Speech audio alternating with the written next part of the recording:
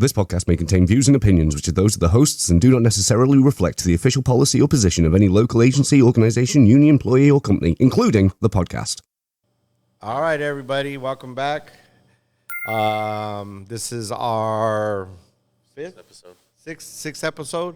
Off the clock talk shop, or what is it? Off the clock shop talk. Yeah. Welcome back to episode 6. There we go. I usually would say that 5 times. But he's not here. But he's not here. So I just got a promotion on the podcast. We fired John. We'll file a grievance for you. He's going to file a grievance for you, John. He's definitely going to file a grievance. But like I said, welcome back, everybody, to another episode. We want to get into George. Go ahead and take the lead on this. Yeah, we had the general meeting. What was it? The 22nd. Which was at the time of this recording yesterday, and it went pretty well. They covered a lot of things that I didn't even realize were an issue, and they talked a lot about OCTA and their issues with the strike, and they're trying to get what they want for a fair contract. So if you guys ever get a chance, get a hold of your BA and find out if and when they go on strike, and if you have some free time, go show some support. Because we're all in this together. Yeah, it was great because we had, some of the operators, stand up and say that they were with their brothers and sisters, the mechanics, and that they would be out there on the strike line. And we had a really good turnout. We had a packed house, and there's going to be a lot of information coming out. By the time this podcast airs, OCTA either be on strike. That's what I'm kind of guessing. I think that's where it's going right now. It kind of seems like it's headed that way. So because they don't really want to work with them, and that's kind of unfortunate. Yeah.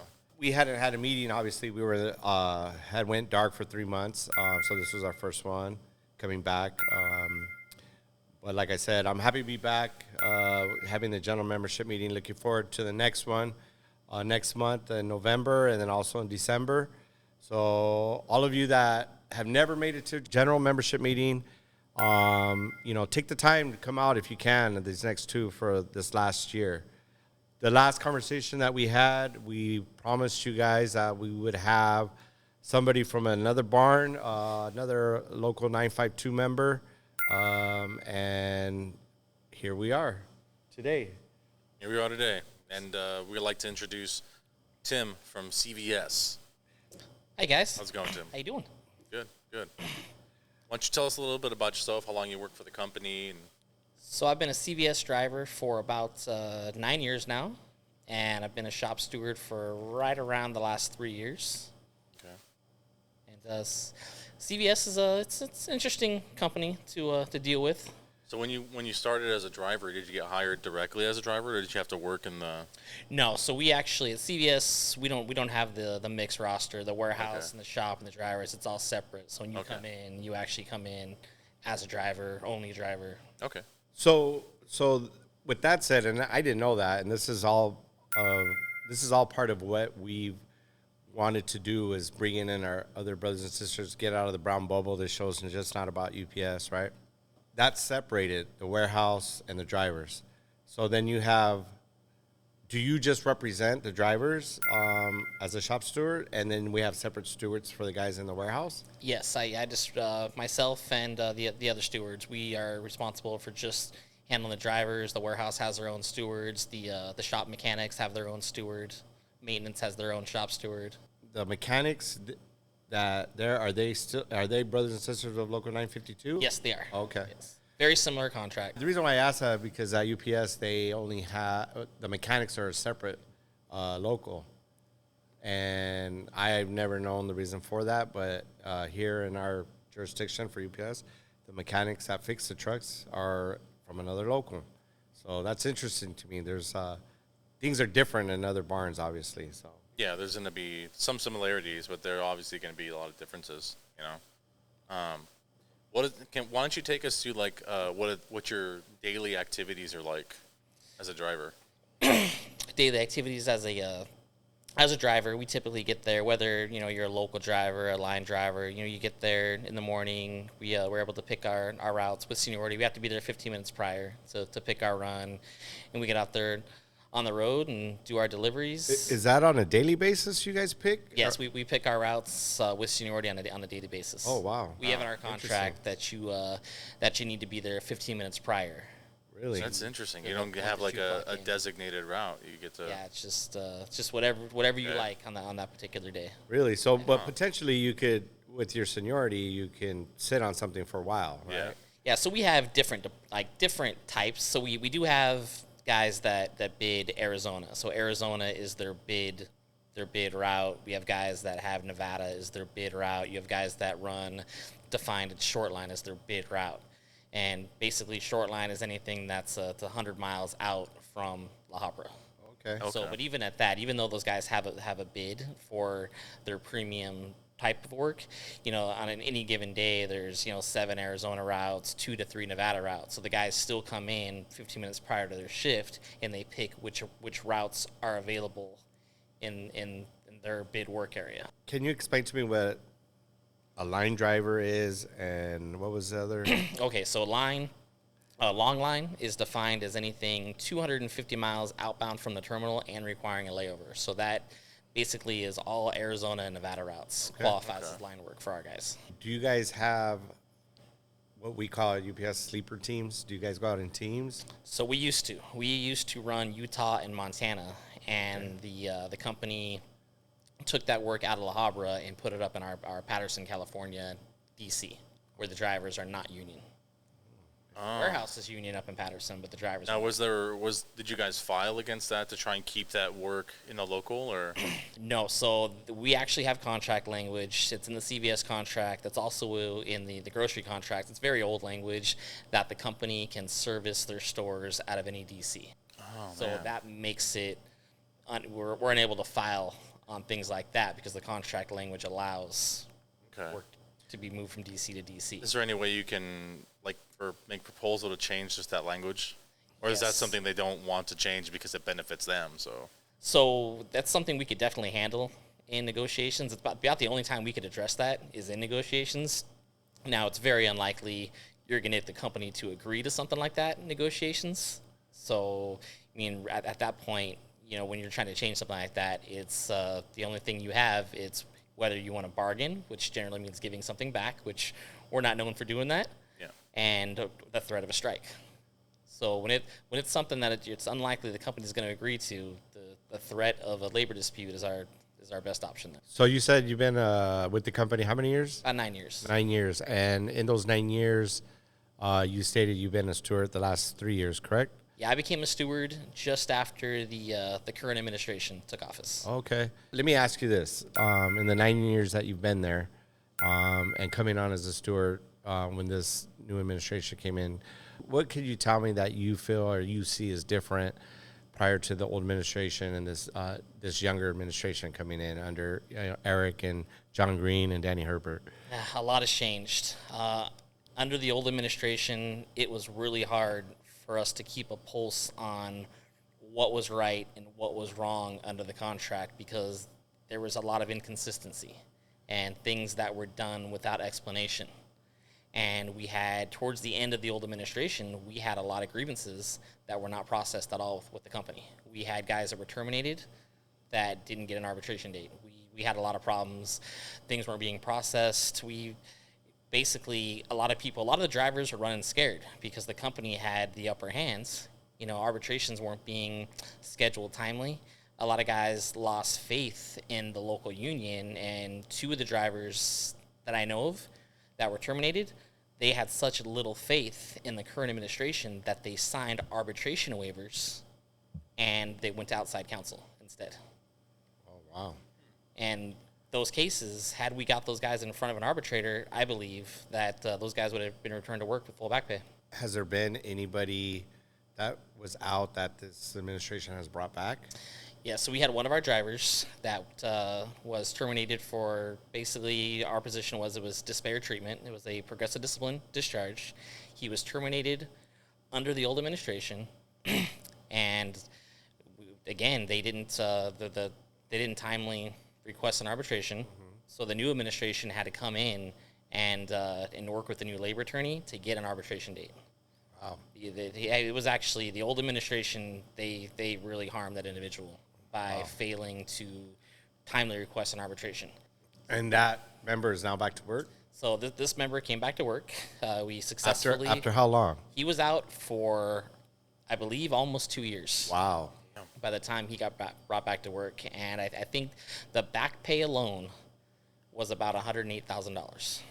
And this did not include pension contributions that had to be made to the Western Trust on his behalf. It did not account for the sick day balances that they had to adjust. And everything else, but it was a very expensive loss to the company. A loss to the company and a big boost, I hope, for the membership. Yeah. You know, to see that this new administration came in and, you know, took the bull by the horns and that arbitration, the arbitration was based on disparate treatment. Disparate treatment is one of the hardest things to prove in arbitration, and this team did it. Well, I'm glad you shared this information because, like I said, I had no idea.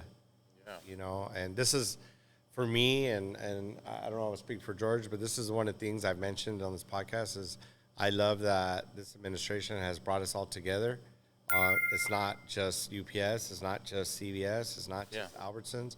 You know, I've gotten to meet you, Tim, you know, and your boy who was a steward and he was off at boot camp right now, but, you know, meeting other members, other Teamster brothers out of Local 952 has been great because I've been in this local since '98.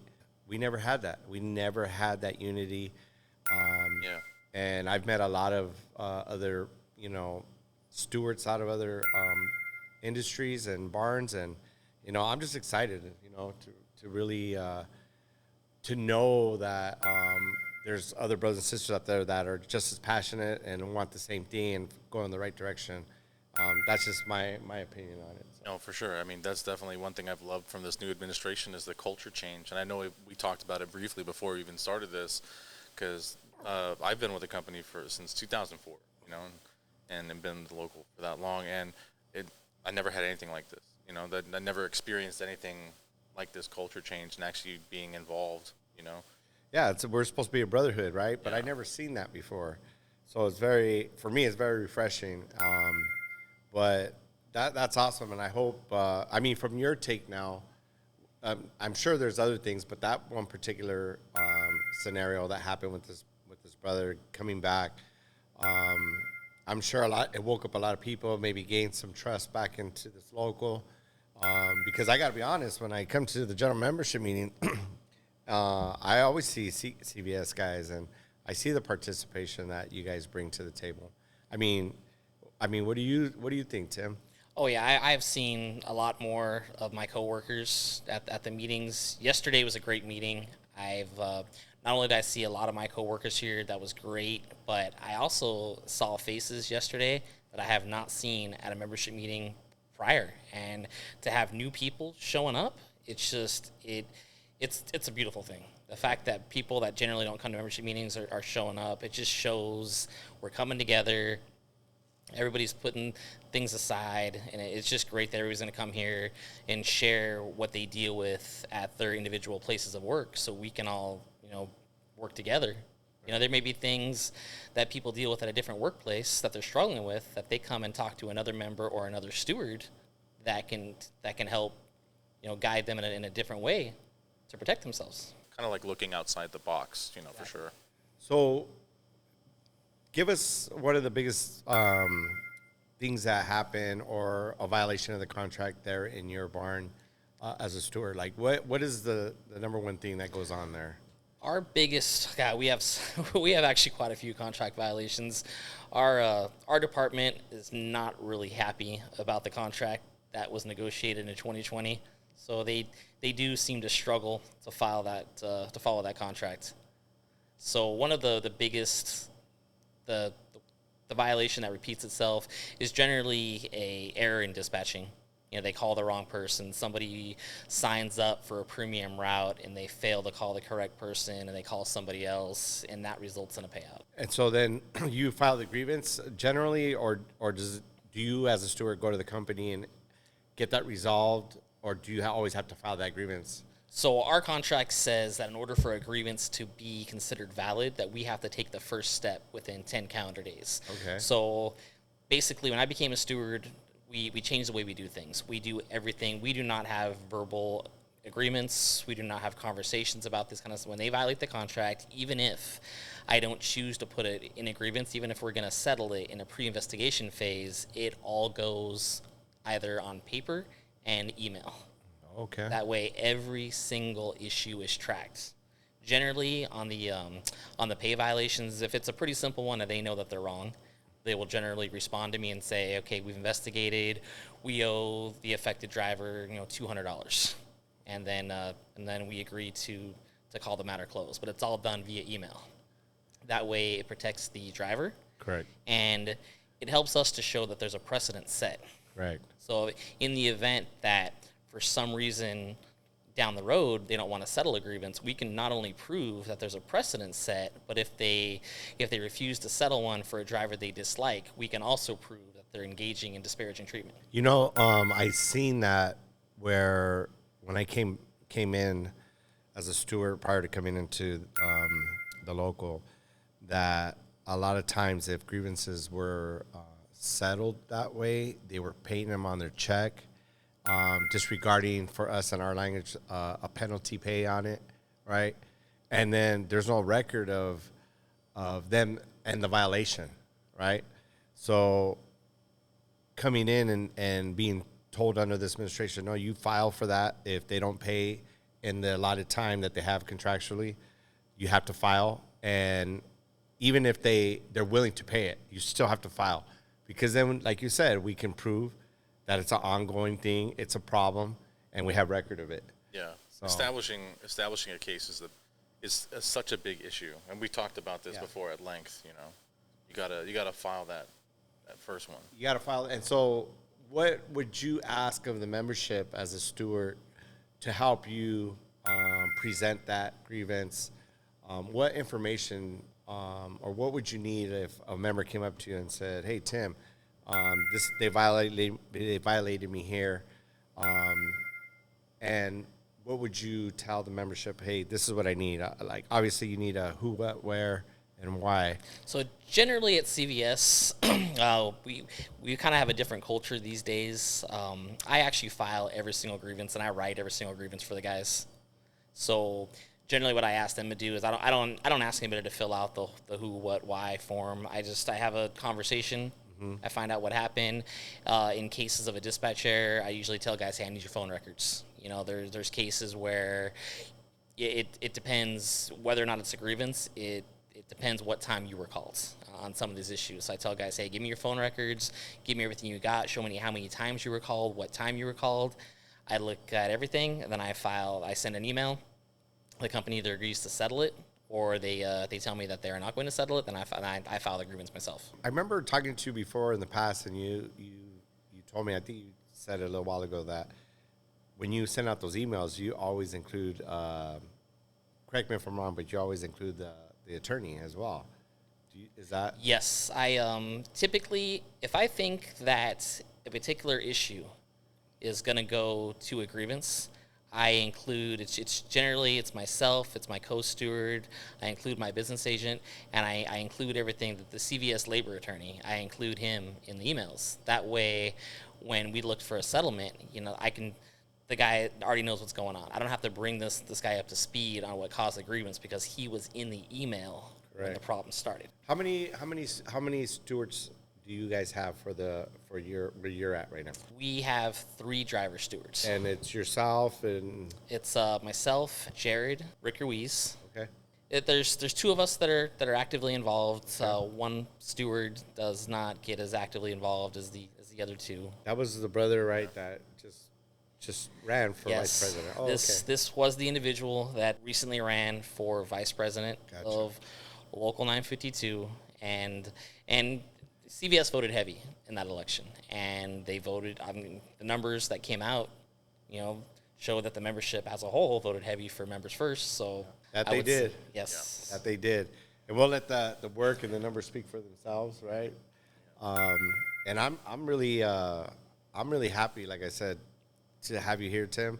Can you give us another scenario or things that happen that you see that, as a steward that you have to address maybe on a daily basis, or, anything, any information that you can give us on that? Yeah, so right now, one of the biggest problems that driver stewards at CVS are facing right now is that the company is definitely they're going after us. The stewards. Yeah, they're going after the stewards right now, and they're not being very careful about it either. But that's probably the biggest headache we have right now. I ran into that situation just recently as a BA, and I'm sure you would agree with me on this, that as soon as that happened, they were trying to kick me out of the building, right? And as we know, and I called Eric, and the very next morning, I didn't leave. Obviously, the cops, came out. They couldn't do anything, whatever. But very next morning, Eric, John, Danny, a few other BAs, we all walked in the building, right? And we showed that presence. And I know that you have a story like that. Oh yes, so they've come after me and done some interesting things a few times. And so the situation I had a few months ago, so the fact that I have no choice but to file grievances. You're active. Yeah, I'm a little active, to put it lightly. I'm sure the company would have a different word for that, but yeah, I'm active. You're soliciting. You're soliciting grievances, Tim. So basically, I had we have a newer dispatcher, and this individual makes a lot of mistakes. So a lot of the grievances that I had to file under the labor board, and you don't get to pick and choose. If something happens and it's a violation of the contract, and your member brings it to you, you don't have a choice. You have to file it. So this particular dispatcher got very upset with me one morning. Decided to follow me out of the driver's room and follow me out to my tractor to find out if I had a personal problem with him. That's a violation in itself. It is. That violates the National Labor Relations Act, Section 7 and 8. Shit, we got a Bible thumper here. Yeah. Tim, I love it. And here's, so basically, of course, this happens, and I talk to my business agent several times a day. He's a very active business agent, like I'm an active steward. And I told him what happened, because of course it bothered me. Right. That's what happened. So within about 2 days, it was John Green, Danny Herbert, Eric Jimenez, I believe 2 business agents showed up at my barn and went into dispatch to tell them that they would not stand for that type of behavior. Abso-fucking-lutely. I love it. I mean, because we're only as strong as stewards. We're only as strong as the backing of our administration, and I love that. And this is something refreshing for me as well, and for myself as a business agent, even though I'm not in that capacity right now, to have that where I've had these issues and they come in and they give me the support, and they give the stewards support, and I just love that. I mean, it's a total game changer for me.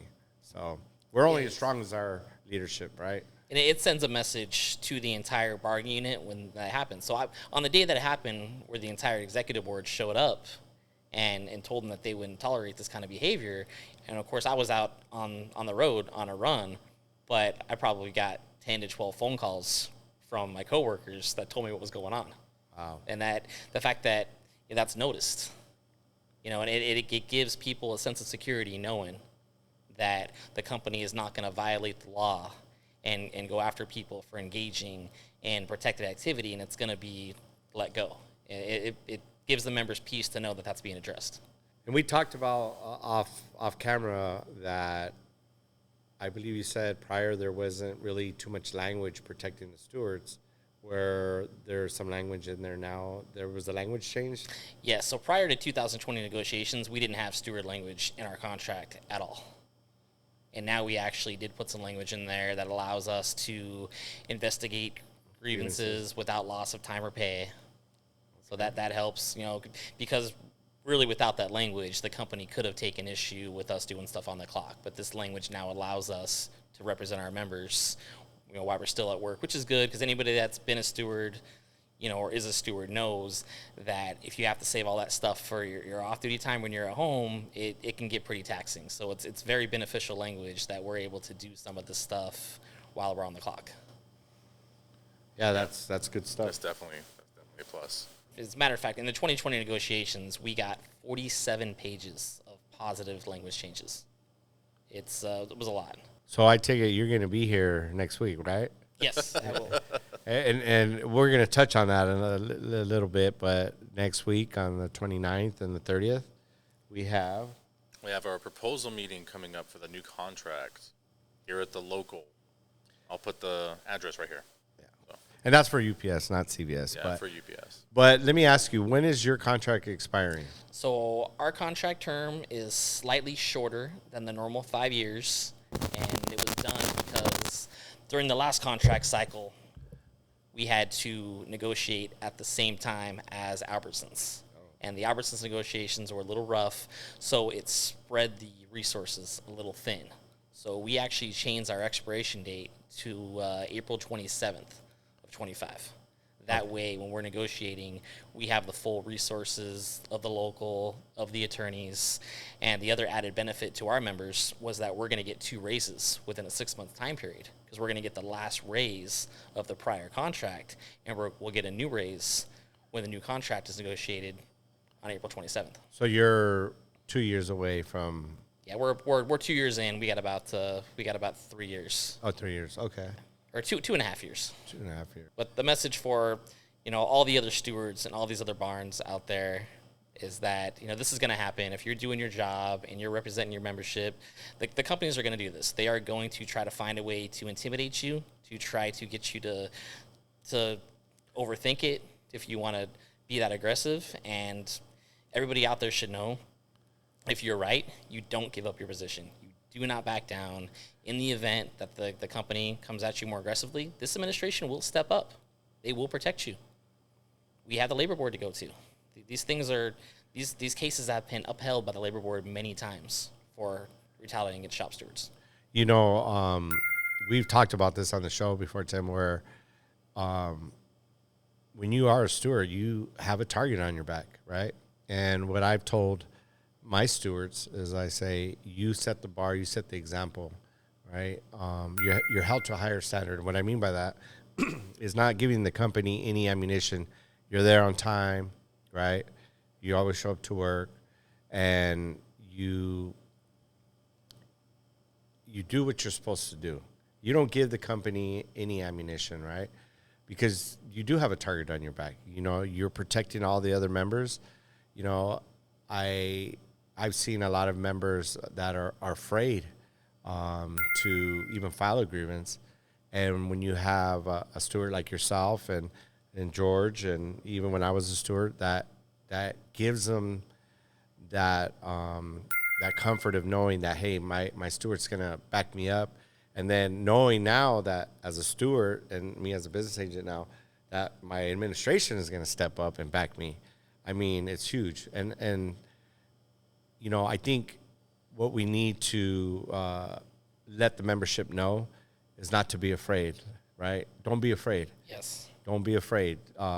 Voice, let your stewards know what's going on, and file the grievance. Don't be afraid, because you got the backing. Harassment wouldn't really exist upon more active members if every member was engaged and every member was active. How could they retaliate against the entire barn? If everybody stands together as one unit, it'll stop. So let me ask you something, Tim. We talked about what you've seen, being there 9 years, being a steward, last 3. Is there anything else that you could share with us that you've seen change, maybe a past practice or some shit that was going on that you guys were able to resolve or change? So this administration, there's been several past practices that have been utilized over the years that we've either taken a stand against because they're contract conflicting past practices, or we got new language that by virtue of the contract turned practices that were being utilized into contract conflicting practices. So we've actually had to take a lot of those practices on. We have stopped several practices that were going on prior to 2020. And I mean, for example, one of the ones that we changed was that we had a practice where if one of our drivers was out on an LOA, disability, workman's comp, if that leave exceeded 30 days, they would make that driver go take a drug test, and they would not let that driver drive and take his route until those drug test results came back. Without pay.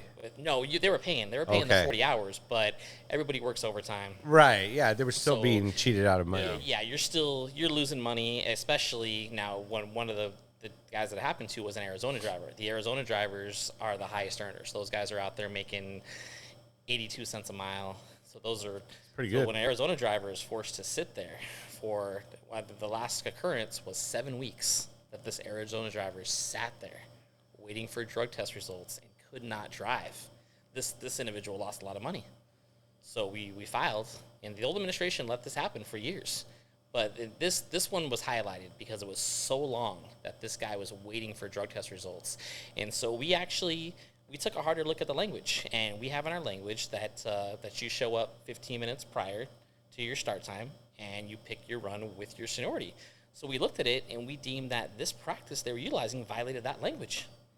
It violated the extra board language where you sign up for your preference and you're awarded based on your preference and your seniority. This practice violated that language as well. In the event that there was Saturday work, this practice also violated the Saturday work because if you were waiting for a drug test, you couldn't sign up and work Saturdays. So we filed under that language, and the company settled in our favor, and now it no longer happens. Wow. That's a big one. Yeah, we That's didn't a even have to big take it to win. arbitration. That's awesome, man. That's good stuff. I mean, if I was a CVS member, just the things that you shared with me, I'd be excited to see the changes that have been made in there. That's great. I can't wait to bring in. I talked to Job yesterday. It's Job, right? Yeah, Brother Job. Yeah, his warehouse steward. Good Yeah, guy. warehouse steward. For all of you, we want to bring in, like we said, everybody and in different barns. But now that we know that it's separated, there with you and the drivers, well, the truck drivers or the CDL drivers, and the warehouse, we'll hopefully have Job on here to talk to us about what happens on the shop floor. I would guess there will probably be more violations on the shop floor than there is with the big rig guys. So Job and those guys, they're probably even more empowered by the new administration than we are. Those guys in the warehouse contract had way more problems than we had with the prior contract with the prior administration. So yeah, they dealt with more headaches after the implementation of this contract than we did. But from what those guys tell me, it's actually going pretty well in the warehouse right now. They're respecting the contract in there. The stewards are very active in there. There's a good group of stewards. Yeah, so to our brother Job out there, if you're listening, you got to come on here. And we welcome all the other stewards as well. But we really want to dig into the whole operation, right? And so we really appreciate you being here, Tim, sharing with us. Anything that you want to share that goes on, or anything that you want to share with us right now that pertains to being a steward, working at CVS, or you just want to tell me what a good job I'm doing, that better than John, because, I fired him. Is he going to call in? Supposed to. Well, he's a little hurt because I fired him, but anything else you want to share? Well, I do have to tell you, John called me first, and he wants me to represent him. So you and I are gonna have to go outside. Oh, it's that type of Yeah. grievance, huh? Yeah, Okay. It's the old Teamster way, yeah. huh? We're gonna go old school on this one, but Right on. But like I said, anything else you want to talk about? Anything you want to share? to all the other members out there and shop stewards, just like I said before, just you signed up for this for a reason. If you're a steward, just keep doing what you're doing. Do everything the same way every time for every driver. The worst thing you could do is do something different for one employee, not just driver in your barn. The consistency is our friend. We win grievances and arbitrations based on doing the same thing every time for our member and setting a precedent, documenting everything. Don't back down. Trust your administration is going to have your back, and eventually these companies they'll fall in line. It's going to take a while. Some companies have to lose a couple arbitrations in order for them to fall in line. It's just, you got to keep the faith, keep the fight, and there's a reason you signed up to do this. Oh, thanks for sharing that. Yeah. I mean, I've said it before, on the show, that things ran a certain way for, 15, 20 years, right, out of this logo. We got 3 years, almost 3 years, with this new administration. Is there things that will be addressed, that need to be addressed? Eric talked about it yesterday at the meeting, that, when they first came in, they were a little stumped by the COVID, and things weren't necessarily being addressed as far as like meetings with the company or those types of issues. And, I love that Eric has said, look, yeah, even though we won and we're here again for 3 years, there's no break. There's no break. It's time to get moving and move forward and address all those other things that need to be addressed and looked at. So, to all the members out there at CVS too, if you've never been to a general membership meeting, come down, man, get involved. I like to say, invest in yourself. And part of that is coming into the hall if you can. And if you can't, it's listening to this podcast so that you can get information. Like I said, we'll have the warehouse stewards in here.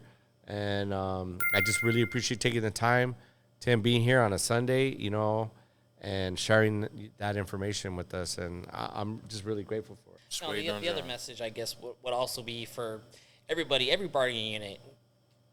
For any members that are watching this, remember to, UPS, freight, right?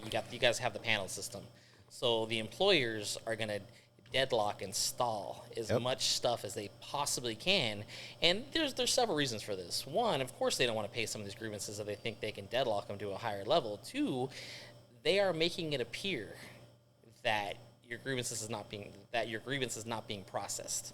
If they can deadlock it after a year of something being deadlocked in a system, the member that filed the grievance may think his grievance is not being addressed, and that's just not the case. And you know what? I'm so happy that you shared that, because we have talked about that. And what does that do? That shows, it gives a perception to the membership that we are not taking care of business, right? Yeah. Yes. And they divide us, that way. So I'm really glad that you brought that up, because that is true, right? Oh, look who's calling, everybody. It is John. Oh, is it? Bearded. Oh, no. Sorry, that was my Sancha. Never mind. Yeah, but thanks for sharing that. That's a great point, because I try to explain to people that the company is doing that. They're deadlocking everything. They want to make it seem that we're not addressing the issues. And I had a phone call prior to this podcast, and I was telling my brother George here, the guy was going off about some stuff that, was going on with the MRAs at UPS that we don't agree with as a local, that's been taken up at a higher level. And he was really, really upset, because he felt that the union is not taking care of it. But the company is deadlocking everything, right? So I'm glad that you shared that with us, because it is true. I mean, don't be fooled by the company, brothers and sisters, because this is the tactics that they use. They want to divide us. Yeah, as another example, I have 2 grievances at CVS right now where they messed up. They called the guy in at the wrong time, realized they needed him later that night to run a Vegas route, sent them home after an hour or so being on the clock, and decided to only going to pay them 4 hours instead of 8. Our contract clearly outlines that a guy is owed 8 hours for every day. So basically, we filed the grievance. We went digging for prior settlements that have happened in similar cases. We have a settlement from the company that says that we agree that when a driver is scheduled and clocked in per the CBA, we owe that driver 8 hours of pay. So even with the contract language in our favor, a prior settlement from the company stating that they owe these drivers 8 hours, not 4, they are still refusing to settle the grievance, and we have had to schedule arbitration on both of these cases. Wow. That's just an example of the tactics they do. They're not going to win this. Yeah. There's no way. They're just delaying it. In a year and a half, they're going to lose those arbitrations. That's crazy, man, because they're really... They're pushing it. Yeah, they're pushing it to just... And all of you, like I said, out there that are listening, if you have questions concerning where your... John has actually brought this up. You want to know where your grievance is at in the process? You know, pick up the phone, talk to the steward, or call myself, or call John, talk to your stewards. Know where your grievance is at in the process, okay? Because it's a very long process for us, and UPS it's a long process. So, I'm just really glad you brought that up. That's good shit right there. That's really good. Yeah, that's really good. What do you say we try calling him? Yeah, let's call him. You guys hear it? Hello? Hey, can you hear us? Yeah. I can hear you. I can't hear anybody else yet. Okay. So I'm having to do this the two bears one cave way, where I put the phone onto the mic because I didn't have enough I don't have enough headsets. Okay. 100%. 100%. So how does it feel to be replaced by Sabas? Well, he wasn't. Lead now? Yeah, I'm leading. Hey, he fired you this morning. Yeah, you got fired, John. And Tim said he. Oh, I got Hey, fired? hey, Oh, Tim. wait. Okay, so first of all, I end up in jail for the weekend. Now I'm fired? Wow. Wow. Yeah, dude, we're punishing you for going to jail. Yeah, that's your fault. I'm filing a grievance. Well, Tim's already stated that he talked to you, and he's gonna do the old grievance procedure Teamster way outside. Yeah. I got your back, the John. old way. We'll handle it the old way. Yeah, we're going to have fisticuffs. Yeah, fisticuffs. Yeah. Yes, exactly. Hey, John, Yes, sir. are you gonna be back next week? I am. Okay. That's definitely the plan. For those of you that don't know, freeway is closed. The 91 is closed at Lincoln. So I didn't have an extra 2 hours, well, actually 4 hours of drive time here. So couldn't make it out, but I'm glad you guys gave me a call. Yeah, we've actually had a great show. Tim has let us know what's going on in CVS, things that we're not aware of. We're getting out of the brown bubble, John, like we said. Getting out. Bursting Bursting out. out. Bursting out. I love it. Yeah. Is there any, because we're coming up to closing segments now, is there anything you'd like to add to the end of the show? Yeah, honestly, just going forward, we talked about it in the general membership meeting a little bit. Well, I did, just as far as we need to encourage each other as Teamster members, as 952 members, right? We have, like we mentioned, the brown bubble, and people from grocery and people from linen and all these different areas, and I just really think we need to encourage each other. We want to see a strong 952 where it's not just, to be honest, it's not just the grocery guys and and the warehousemen that are leading the vote and leading. We want all of our members to participate. So that's really what I got as some encouragement for all of us. Good. Yeah, I mean, you said it yesterday, John, at the general membership meeting. It was, we had a packed house. And I'm gonna say it was great to have a packed house, but how many UPSers are here? Yeah. Right. It was probably about 15 out of everybody, which is I don't even know, was there that many? I mean, even know I if think there you're was being that generous with the 15, to be honest. But we understand that sometimes some of the members can't come to the general membership meeting. Yeah, I think Megan made that very apparent yesterday because she's a part-time. Yeah, and that was great to see. Megan, you showed up yesterday. She's out of the Laguna preload, and this is one of the reasons why we're doing this show, so that we can get the members involved this way. Tim, you get to go back, let your members over there at CVS know that what's going on, and we're gonna have you back. You're gonna be back, and we're gonna bring Job on the show too, John. We're talking about because we just learned that they're separate. Tim works with the drivers, and then you have the stewards inside the building. So Yeah, for the warehouse. yeah, for the warehouse. All right, bro. Well, you need to come back because I like to sit in my side chair, bro. Well, I'm not gonna lie. Look, I want to speak to our audience, don't worry. I'll be back. I was going to be there Oh, forever. fuck. So going back to comic relief. The valve. The valve. valve. The I don't valve. want to lose, Fuck you too, John. Fuck you too. Fuck you too, John. I'll see you. right. Hey, good luck coming up. I know you'll be away in panel in Portland. You'll be putting on that PVD case. Good luck with that. And Appreciate it. and I will, be patrolling in Laguna. Yeah. Nice. We can bring that up on the next show, the PvD case. 'Cause that's a big one. Yeah, that's a huge one. We'll definitely discuss what's going on and what's, I think we've touched on it a little bit in the past 2 weeks, but just what the position is with the PVDs and what we can do.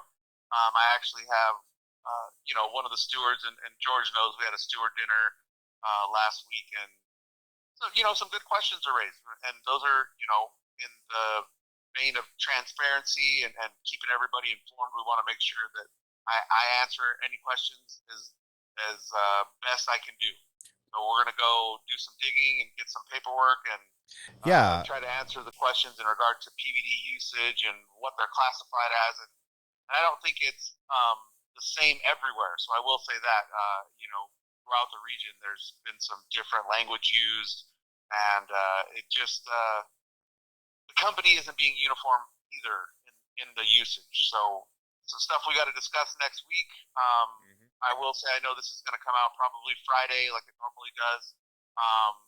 The following week, the first week of November, Teamster Tuesday is back. So those of you guys in Laguna, the drivers, the full timers, I'll be there 8:40 for Teamster Tuesday.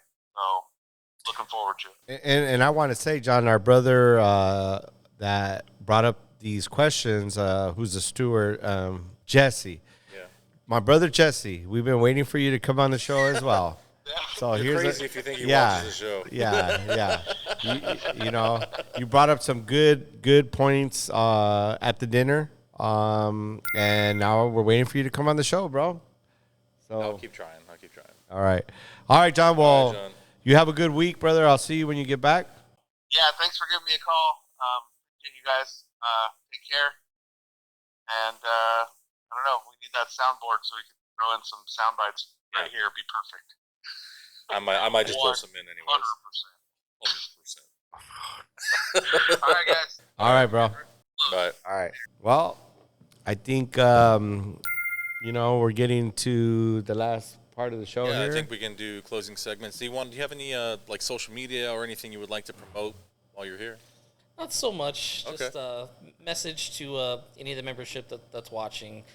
We're coming off the heels of a pretty heated election. There was people that didn't agree with each other. All those people that had claims that they didn't come to meetings because of bully type stuff. I just want to say that that's not going to happen here. Anybody that was out there that doesn't like to go to the meetings, doesn't want to come to these meetings because they feel that they didn't agree with things that the majority of membership felt with, that's okay. You come to these meetings, you are not going to be bullied. Come find me. Come sit with my group. I promise you, no one's going to bully you. No bullying here, man. Yeah, and we spoke about this off camera. There was people here that supported the other side at the general membership meeting yesterday, and I would, to be honest, I was happy they were here. That's great, because it shows like, look, the election is over. It's over, and now we all have one goal, and that's for all the barns to get great contracts, right? Yep. And have the fair work, right? Fair work for their day's pay. Yeah, and come together as a whole. Yeah, be united. The culture change is happening. Yeah, A so lot of guys need to realize that if one of the employers wants to hold a hard line and not give us a fair contract, it's not going to matter who you voted for. We are going to be on that sidewalk together. yep, and I think that's what we're seeing right now with those CTA. The company's not just going to see our brothers and sisters from OCTA. They're going to see fucking CBS out there. They're going to see Albertsons out there. They're going to see UPS guys out there. And we're going to come together, and we're going to make this local strong. Yeah. And all it takes is for each and every one of us to if it's one person that we touch in our barns, right, and show them and educate them one person at a time, and if that's what we need to do, that's what we're going to do. So I appreciate you being here, Tim. I'm ready to take my shot. Sure, why not? Why not? So I gave you 2, didn't I? Oh yeah, we. Oh, you're done. Yeah, Okay. Holy shit. He's way ahead of us. Yeah. you know those truck drivers. You know those truck drivers. Salud, brother. To another episode. One more episode. If you guys really enjoyed our content, please leave a like, comment, subscribe. It's a very small thing that we ask, hitting that subscribe button. It's free. It's very little for you, but it helps out the show tremendously. If you want to email us, you can email us at ocst.000@gmail.com. I don't believe I'm going to have social media up yet. Oh, so that was my question. We talked about it. We talked about it, but I'm trying to get it up. So George is going to make that happen as soon as he can, because I know that members have been asking if we're going to be on Spotify or any other. Yeah. So it's coming. It's we're coming. working on a 0 budget, so bear with us, brother. Okay. Yeah, it's a lot of work. I'm doing my best. No, you're doing a great job, and I want to thank you, George, for putting this together. You and John. You're welcome. Like I said, the culture change is a big thing, and I'd like to do my part. And I felt like this is like one of the small skills that I have that can really help and contribute. So Absolutely, and like I said, next week, hopefully or soon, we'll have CVS warehouse stewards. We're looking to bring in. I'd like to bring in someone from OCTA. Yeah, so we can hear you know what? Something on that. Yeah, we need to bring in somebody from OCTA. I'll reach out this week, see if we can bring somebody. We want to have John Green on, our president, even Danny. James Lopez, we talked about. Miguel Sabas. Touch a bunch of the barns. Yeah. You know, all the links and all the information will be in the show description beneath in case you missed all the little titles here. I mean, I think we can wrap that up. Right on. All right, you guys, Thank have you a for good being weekend. on, Tim. Thank you, Tim. Appreciate it, bro.